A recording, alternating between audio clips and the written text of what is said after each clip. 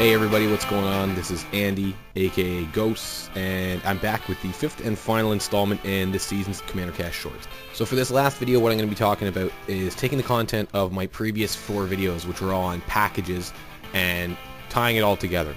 So in case you missed them, I'll have some links in the description, and they're probably on the sidebar too, but what I'm going to be covering here pertains to my land destruction packages, graveyard hate packages, tempo control packages from the mass land drops video, and card draw.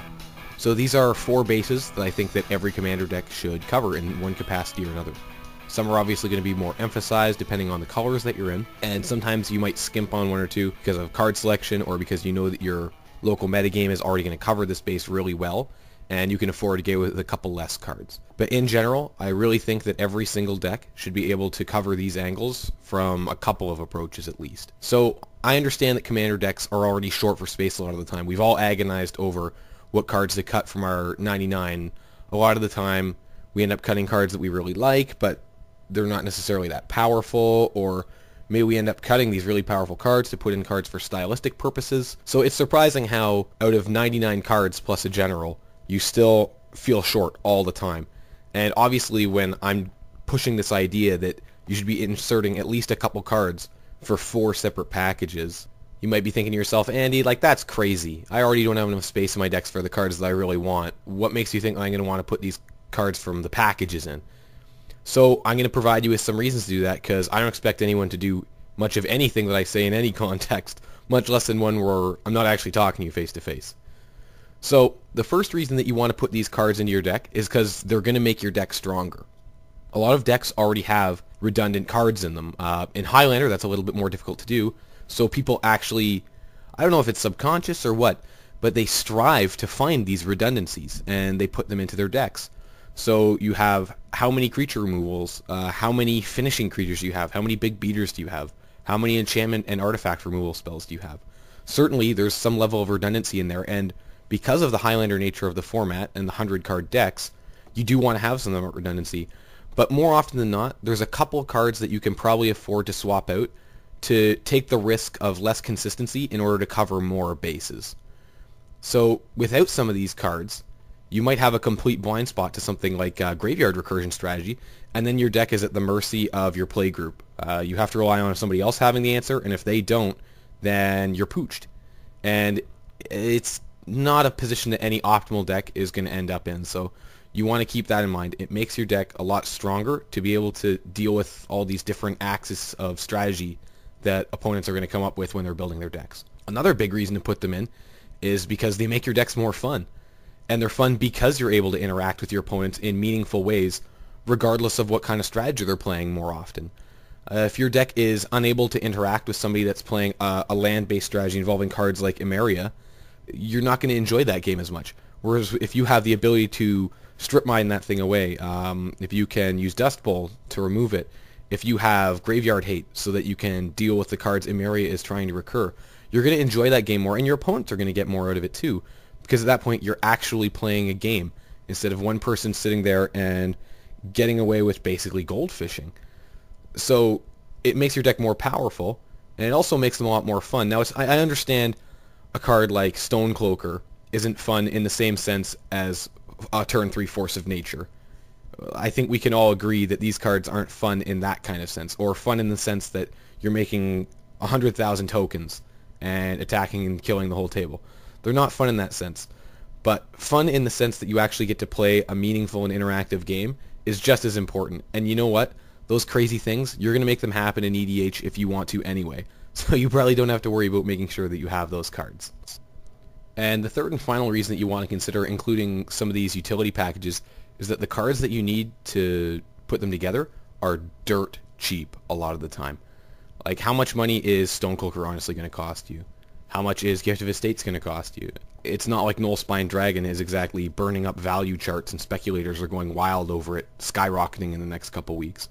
So there are some expensive cards in some of these packages, like particularly Strip Mine is expensive, Wheel of Fortune is expensive.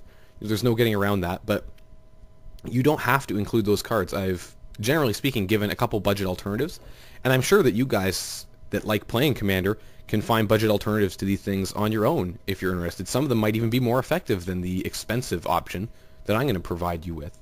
So you can include them in your decks and increase your interactivity with other decks, increase their strategic depth, and you can do it all without breaking the bank. And that sounds like a pretty good deal to me. Now, I can't honestly say that I cover all these bases with every deck, basically because I only own so many strip mines and that kind of thing. But I really do try to put them into every deck, and the decks that do have the ability to destroy lands, hate graveyards, control their tempo, and draw cards consistently, I find that I have way more fun with those decks than I do with the ones that don't. A lot of the time those decks feel underpowered, they feel like unfinished prototypes, they always feel like they're missing something. So including these packages, make sure that you manage to avoid that feeling of, this deck doesn't feel quite complete. This deck always feels like it's missing something. Part of my New Year's resolutions from episode 10 of CommanderCast was to stop being so cheap about cards, maybe pay a little bit more for key pieces, and a lot of these are going to be strip mines. And in general, I'm going to be trying a lot harder to make sure that all of my decks can perform all the functions that the 4 packages I talked about on the CommanderCast shorts.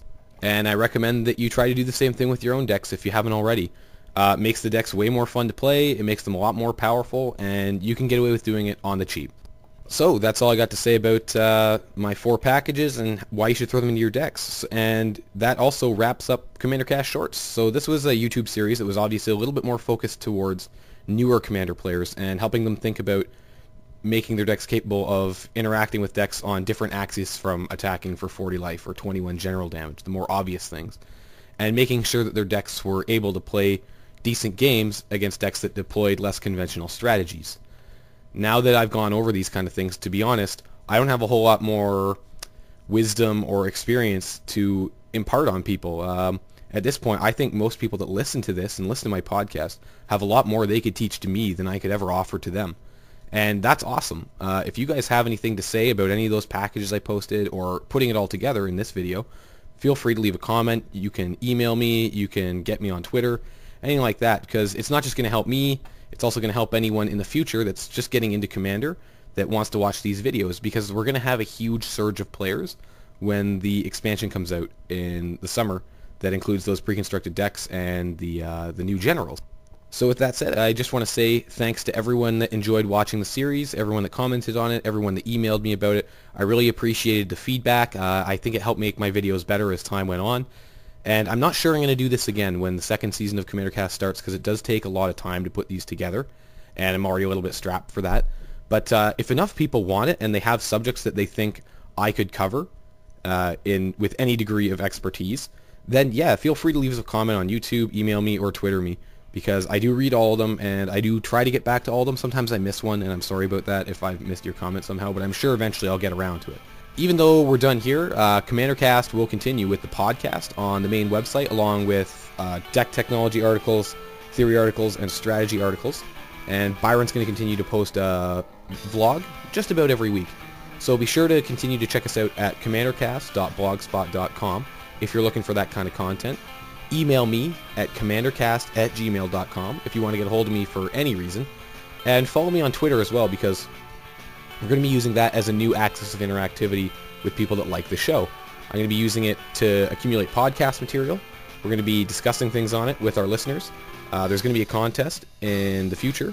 And I also use it to announce I'm jumping on Magic Online. I'm sure Byron will be using it to look for games using cockatrice. So if you're into that kind of thing, then check us out on Twitter. We're CommanderCast there. And that's all I got to say for this installment, guys. So I hope you enjoyed the videos.